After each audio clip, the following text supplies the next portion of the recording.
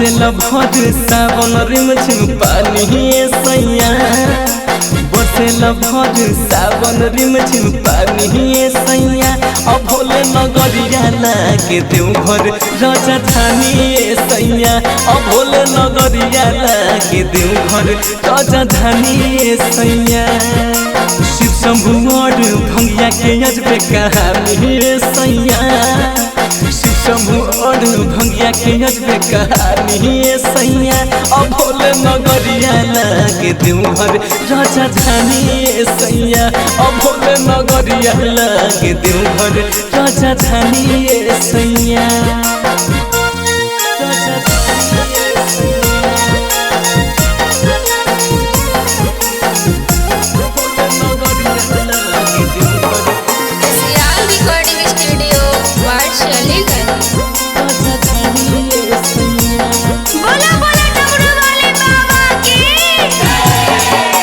जाता में इनका बस गंगा माई रखे गला में साप लटकाई महिमाया पार जाने ला जहानामा कहीं हम कितना शिव जी के कहानामा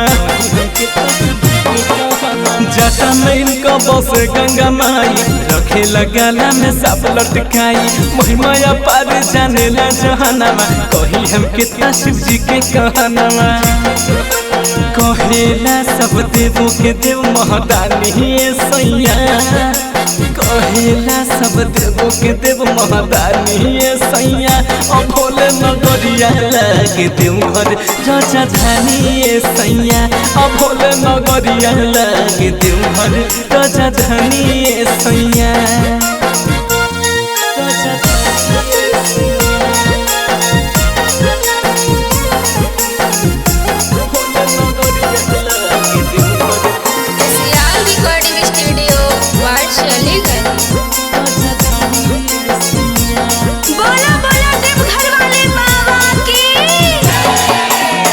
चला पैदल केहू लेके कार हो चल धार सब चला बाबा दरबार हो खेला सबके पूरा यहाँ रजी लगेला भर सावन भीड़ परियार हो